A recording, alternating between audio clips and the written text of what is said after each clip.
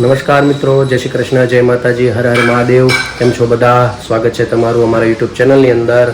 આજે વાર મંગળવાર અને આજે બીજો દિવસ પણ થઈ ગયો શ્રાવણ મહિનાનો. અને જો હું બસ મારી પૂજા કરીને જસ્ટ ઊભો થયો છું. તમને હું પહેલાં મારા મંદિરના દર્શન કરાવું આજે ભગવાનના દર્શન. અને તમને જો અંદર બતાડું અમે જો આ બધી રીતે આજ ભગવાન તમને છેક સુધી ભગવાનના દર્શન થાય એવું છે. એવી રીતના રાખ્યા છે ભગવાનના દર્શન કરવાનું અહીંયા. અને અત્યારે વાગ્યા છે 8:15 અને આ બાજુ નાસ્તા પાણીને એવું બધું બને છે, ચા ભાખરીને એવું બધું. અને મારે જવાનું છે પૂજા માટે, એટલે મારી પણ હવે ચા બની ગઈ છે, એટલે પીને નીકળીએ. જય શ્રી કૃષ્ણ. આજ કેવો ભાઈનો ફોન આ બધા આનંદમાં ફૂલ છે ને. કાલે એક ખામતા મારે શાળા આવ્યા હતા, એટલે એમ ફૂલ મોજમાં હોય ને ભાઈનો ફોન આવ્યો એમ કા. હા, એ તો મોજમાં જ છે, એ બધું કઈ ઉપાધિ નથી તમારે. તો ચાલો પૂજા કરવા જવાનું છે. આજે મંગળવાર છે, એટલે યજમાની ઘરે દર મંગળવારે જાઉં છું, ત્યાં પણ જવાનું છે. લગભગ 11 જેવું થઈ જશે પાછું આમાં. આજે બેન હજી સૂતી છે, એને તો હજી સ્કૂલે જવાનું છે. તો ચાલો ચા પાણી પણ નીકળે. અને આજે પછી આવીને તમને હું કાલના પ્રશ્નો આજે જવાબ આપીશ. તો પેલા હું પૂજા કરીને પછી આવી, પછી મળીએ પાછા. હેલો, કેમ છો? કેમ છે મારું યુટ્યુબ ફેમિલી? બસ જો હવે તો સવારનું કામકાજ કરીને ફ્રી થયા અને છોકરીઓ ગઈ સ્કૂલે. અને હવે અમે રસોઈની થોડી ઘણી તો થઈ ગઈ હતી, થોડું ઘણું બનાવવાનું બાકી છે. તો આજે તો બનાવ્યું છે શાકમાં તુરિયાનું શાક. જો જે થાય છે મૂળો થોડુંક કાઢી અને પછી મરચું ને એવું નાખશું અને પછી રોટલી ને એવું બનાવી. તો તુરિયાનું શાક ને દાળ ને ભાત ને એવું બધું કર્યું. હવે થોડોક એવો ટાઈમ છે તો થોડીક જો મમ્મી અહીં બેઠા, પછી રોટલી બનાવી પપ્પાને જમવા બેહાડી. મમ્મી જય શ્રી કૃષ્ણ. તો આગળ હવે કાનાનો બધું એવું કરશું. ભાઈને નવડાવવાનું, હા એને નવડાવવાનું. તો ઉઠા છે એટલે મેં કીધું હાલો ઘડીક તમને મળી લઉં ને પછી હવે એને તૈયાર કરવાનું થાય, આગળ નવડાવવાનું, પછી પપ્પાને જમવાનું બેહાડી. બસ જો અત્યારે વાગ્યા છે 12:15 થઈ ગયા. અને હવે આપણે ભગવાનને થાળ ધરી દઈએ. થાળ જો ભગવાનનો તૈયાર કર્યો છે. અને પપ્પાને જે જમવા કાંઈ બેહવું નથી, પ્રદીપ ને એ બધા ગેસ બહાર. અને તો હાલો જો હવે આપણે થાળ ધરી દઈએ. થાળમાં છે મગ, દાળ, ભાત, શાક, રોટલી. તો હાલો આપણે હવે ભગવાનને થાળ ધરી દઈએ. ભગવાન જમવા પધારો એવું ભાવ કરી દઈ. જય ભગવાન. તો થાળ ધરતી તો છે. અને આ બાજુ આવ્યા ભાઈ રમવા. ભાઈને હવે તૈયાર કરવાના છે, નવડાવવાના. તો એ જોવાય બહાર આવ્યો છે. બહાર એ ભાઈ, એ બોપા ભાઈ, નહીં નહીં કરવાનું હોય ને, નહીં નહીં કરવાનું હોય, પછી બાંધી દેવાનું હોય. મોટી મમ્મી રોવડાવે છે, ઈ બાંધી દેશે. એટલો નાવાનો ચોર છે ને, હજી તો કપડા કાઢી ત્યાં મળે રોવા.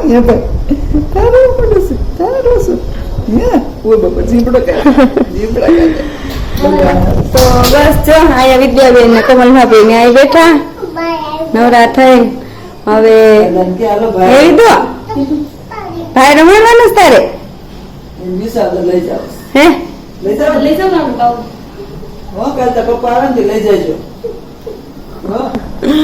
બસ તો જો હવે પછી રોટલી બનાવી પપ્પાને જમવા બેહે દઈ. ત્યાં સુધી ભાઈને તૈયાર કરી દો. તો મિત્રો અત્યારે વાગ્યા છે 5:06 વાગવા આવ્યા છે. અને બસ જો અત્યારે છોકરાઓ આવીને ગયા ટ્યુશનમાં. આ બધું બનાવવા માંડ્યો છે મુખવાસ. હા, મુખવાસ તલનો છે. વરિયાળીની દાળ તલ છે. ખાવા માટેનું બધું છે એમ ને? પૂરો થઈ ગયો છે. પૂરો તો થઈ ગયો. 2-3 દિવસ ટાઈમ નતો મળતો એવું છે. એટલે આજ તો બપોરે આ છોકરી ગયું ને કર્મો દઈને મૂકી દીધો. ત્યારે નક્કી કરી નાખ્યું બનાવો એમ ને? બધા નિશ્વાસનું ભરવાનું છે ને એમાં રોજ જોવે પૂરો થઈ ગયો તો કેદો છે. ચાલો તો આ બાજુ તો વરિયાળી ને બધું એવું છે. પેલા હળદરવાળી કરતા પણ પછી બધા કહે કે કાચે નાખાય તો સારું, પછી કાચે નાખી નકર એને કર્મો દઈ શેકતા. હવે એમનો શેકશું બે ઠાણા ટાણા ને બધી શેકવાનું ઈ એટલે જરાક આમ હવાઈ વરસાદનો હવાઈ ન આવે ને એટલે સારું. તો આ બધું તો બને છે મુખવાસ. અત્યારે કોઈ છે નહીં, અવાજ તો કોઈનો આવતો નથી. અને આજ આખો દિવસ તો કામકાજમાં બપોર સુધી હતો. મહાદેવનું મંદિર છે અહીંયા તાપીના કાંઠે, તો ત્યાં નંદી મહારાજ અને કાચબા જે હતા એ ખંડિત થઈ ગયા હતા. એક આશ્રમ છે ત્યાં 250 ગાયું છે, બાપુ સેવા કરે છે. એક ગાય હતી, બાપુ કહેતા હતા કે ત્યાંથી જે એના ગુરુ છે એક ગાય લઈને એ આશ્રમમાં આવ્યા હતા. અને અત્યારે 250 ગાયોને પાછી બધી કોઈ એવું નહીં સારી સારી સેવા પણ એવી કરે છે. અને કાંઈ પ્રકારના જેમ કે કોઈ બીમાર હોય, કોઈ લૂલી લંગડી એવા કોઈ પ્રકારની ગાયો હોય તેની પણ બહુ સેવા કરે છે. તો બહુ તાપીના કાંઠે સારો એવો આશ્રમ છે અહીંયા. તો ત્યાં એક શિવલિંગ હતું અને ત્યાં અમારા મિત્ર છે, તો એણે આખું લાદી સ્ટાઇલનું ત્યાં એણે બધું સેવા ખાલી મફતમાં આપેલી, કોઈ પણ પ્રકારનો રૂપિયો લીધા વગર. તો એ સેવા એણે પૂર્ણ કરી. ત્યાં એણે આ ખંડિત જોયું તો તેની ઈચ્છા હતી, તો આજે એનું પૂજન હતું. તો સવારમાં ત્યાં ગયો હતો અને પૂજન પૂરું કરીને પછી ગયો તો જકાત નાકા. ત્યાં પણ આજે મેં તમને કીધું મંગળવાર હતો એટલે જ્યાં મારે જવાનું થાય તો લગભગ 1-1.5 વાગે 2 જેવું થઈ ગયું હતું ઘરે આવતા. એટલે ત્યાં લોકો જમી બધાએ લીધું હતું અને બસ અત્યારે તો કામકાજમાં રસોઈ એવું બધું બનાવશે. અને હું જે આપણે ગઈકાલે મેં પ્રશ્ન પૂછ્યો હતો એનો જવાબ તમે બધાએ કોમેન્ટમાં ઘણા ખરા આપ્યો છે. તો અત્યારે જો સાંજના 7:30 થઈ ગયા છે અને હવે અમે કરશું રસોઈની તૈયારી. રસોઈમાં તો આજે ભીંડાનું શાક ને રીંગણાનું શાક ને ખીચડી ને રોટલી ભાખરી ને રોટલા ને એવું બધું છે. તો જો આમાં જો શાક બે મૂકી દીધા છે, રીંગણાનું ભીંડાનું. પપ્પાને ઓછું ભાવે છે ભીંડાનું એટલે રોટી માટે ને પપ્પા માટે એનું ભીંડાનું રીંગણાનું બનાવ્યું ને અમારા બધા માટે ભીંડાનું. તો છોકરી તો જો ટ્યુશનમાંથી આવીને સીધી નીચે જ રમવા વહી ગઈ, મમ્મી નીચે ગેસ રમાડવા. અને હવે અમે રસોઈની તૈયારી કરી, શાક ને થઈ જાય પછી ખીચડી ભાખરી ને એવું બધું કરી. તો મિત્રો ચાલો અમે લોકો હવે જમવા બેસવાનો વારો આવી ગયો છે, વાળું કરવા બેસી ગયા છીએ. અને જમવામાં આજ તો બાજરાનો રોટલો, ભીંડાનું શાક છે, સામે છે ઘીસોડાનું એનું છે ને રીંગણાનું છે, જેને જે ભાવી. મારી બાને દશામાનું વ્રત છે એના માટે ફરાળ છે. અને અત્યારે મોપા ગયા હતા કથામાં, તો સત્યનારાયણ ભગવાનનો પ્રસાદ પણ એટલો લેતા આવ્યા છે. તો જમવાની યાર એ પણ ખાશું. છોકરાઓ રમેશ ઓરી રૂમમાં, તો ચાલો જમવા. અને અમે લોકો હવે જમી લઈએ, તમે પણ ચાલો બધા જમવા. તો મિત્રો તમને મેં ગઈકાલે પ્રશ્ન પૂછ્યો હતો કે સોમનાથ મહાદેવની જે સ્થાપના છે એ કયા દેવે કરેલી હતી. તો જે લોકોએ જવાબ આપ્યો છે તેના હું પહેલાં નામ લઉં છું, પછી હું તમને મારી બાનું ભજન સંભળાવીશ અને ત્યારબાદ હું તમને પાછો નવો પ્રશ્ન પૂછીશ. આજનો શું પ્રશ્ન છે તો ચાલો પહેલાં હું તમને કોણે કોણે આ જવાબ સાચો આપેલો છે, કોઈ અધૂરો આપ્યો છે, બધાને આપ્યો છે સાચો જ, પણ કોઈ અધૂરો આપ્યો. શું કામ કરી છે ઘણા ખોરે કીધું નથી, ઘણા લોકોએ કીધેલું નથી, પણ છતાં એનો જવાબ છે એ સાચો છે. તો પહેલાં આપણે હું તમને નામ કહું, પછી આપણે ભજન સાંભળશું. તો પહેલાં છે રંજનબેન કરીને છે અમારા દર્શક, અર્ચનાબેન કરીને છે, મીનાબેન કરીને છે, અને છબીલભાઈ છે જુનાગઢથી ખાસ મેસેજ આવેલો છે. અને ભાવેશભાઈ ભૂત અમારા દર્શક છે તેણે પણ અમને મેસેજ કરેલો છે, એનો પણ જવાબ સાચો છે. અને જિગ્નેશભાઈ જેણે લંડનથી સ્પેશિયલ મેસેજ કરેલો છે, જે અમારા દર્શક છે ત્યાંથી જોવે છે. તો બધાનો ખૂબ ખૂબ આભાર. તમારા બધાના પ્રશ્નનો જવાબ સાચો છે, પણ અમુકે ખાલી ટૂંકો જવાબ આપ્યો છે કે ચંદ્રદેવે કરેલી છે. એ સાચી વાત છે, પણ શું કામ કરી છે એનો અર્થ આપણે સમજીએ તો જ્યારે દક્ષ રાજાએ તેની 27 પુત્રીને ચંદ્રદેવ સાથે પરણાવી ત્યારે સૌથી વધારે ચંદ્રદેવ રોહિણીને પ્રેમ કરતા હતા. તો બીજા બધા જે પત્ની હતા તો તેના પિતાને તેની ફરિયાદ કરી, એટલે દક્ષ રાજા તેના પર કોપાયમાન થયા, તેને શ્રાપ આપ્યો, તેને ક્ષયનો રોગ થશે એવો શ્રાપ આપી દીધો. અને ત્યાં એક ક્ષય થઈ જશે, નાશ પામી જશે, મૃત્યુ પામશે એવો શ્રાપ આપ્યો. એટલે એવો ડર લાગતા મહાદેવ પાસે તે જાય છે. મહાદેવની ત્યાં આપણે પ્રભાસની અંદર જે હાલમાં અત્યારે સોમનાથ મહાદેવનું મંદિર છે ત્યાં એ તપસ્યા કરે છે, ભગવાન તેના પર પ્રસન્ન થાય છે અને તેને આશીર્વાદ આપે છે. પણ આખો જે પૂર્વજને શ્રાપ લાગેલો છે પૂર્વમાં એને મટાવી શકતા નથી. એટલે ચંદ્રદેવ 15 દિવસ આપણે પૂર્ણિમામાં જ્યારે આવે છે ત્યારે ચંદ્રની કલા છે જેમ જેમ વધે છે અને જ્યારે અમાસ આવે ત્યારે એ અંધારું થઈ જાય છે.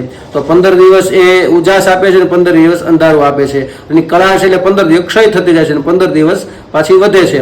તો આવા શ્રાપમાંથી એને મુક્તિ આપી હતી અને ત્યાં ચંદ્રદેવે તેની સ્થાપના કરી હતી અને ફરી તેનો જીર્ણોદ્ધાર આપણા લોખંડી પુરુષ શ્રી વલ્લભભાઈ પટેલે તેનો જીર્ણોદ્ધાર ફરીથી કર્યો હતો, જેને આપણે સોમનાથ તરીકે ઓળખીએ છીએ. તો બધાનો ખૂબ ખૂબ આભાર તમારો જવાબ આપવા બદલ. તો મિત્રો અત્યારે વાગ્યા છે 11:15 અને અમારે અચાનક અમારા દિલીપભાઈ ગયા છે છોકરાઓને લઈને બહારે. એટલે મારી બાને કેવું કે સારું આપણને ભજન સંભળાવી દે જલ્દી જલ્દી, નહીંતર પછી શું છે આવી જશે તો પાછો અવાજ એટલો કરશે ને કંઈ ગાવા દેશે નહીં.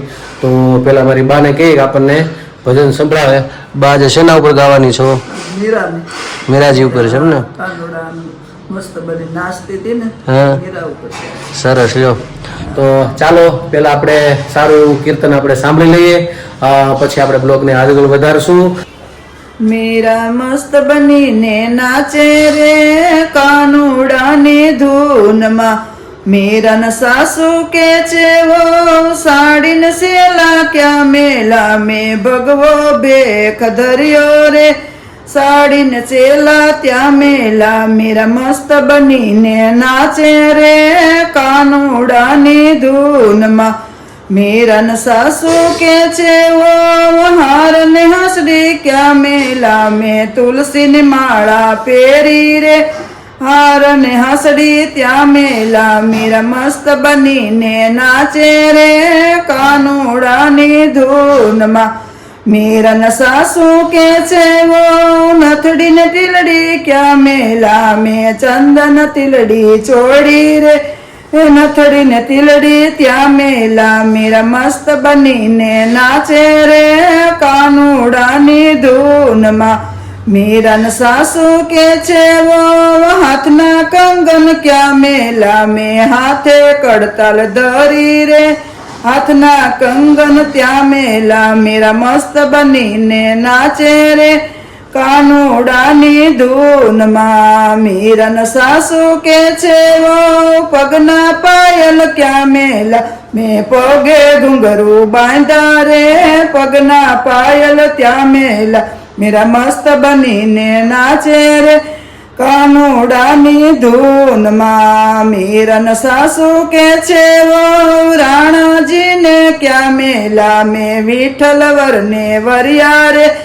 રાણાજીને ત્યાં મેલા. મીરા મસ્ત બનીને નાચે રે કાનુડાની ધૂનમાં. કૃષ્ણ કનૈયા લાલ કી જય. તો મિત્રો હું તમને મારો આજે બીજો પ્રશ્ન પૂછું છું. એ પ્રશ્ન છે આપણે મહાદેવ ઉપર જ છે. કોશિશ કરીશ કે શ્રાવણ મહિનો છે એટલે આપણા શિવ ઉપર જ મહાદેવ ઉપર જ પ્રશ્ન પૂછું. તો મારો બીજો પ્રશ્ન છે, તો આ જગતગુરુ શંકરાચાર્ય એ કોનો અવતાર છે, એનું કયા સ્વરૂપે તેનું પ્રાગટ્ય થયું હતું એ તમારે મને એનો જવાબ આપવાનો છે. એ ભગવાન વિષ્ણુનો અવતાર છે, બ્રહ્માજીનો અવતાર છે, અથવા બીજા કોઈ દેવનો છે, મહાદેવનો છે? તો મને ચોક્કસ કોમેન્ટમાં જણાવજો. અને એને કેટલા મઠની સ્થાપના કરી હતી એ પણ મને કોમેન્ટમાં જણાવજો. તો મારો પ્રશ્નનો આજનો પ્રશ્ન આ છે.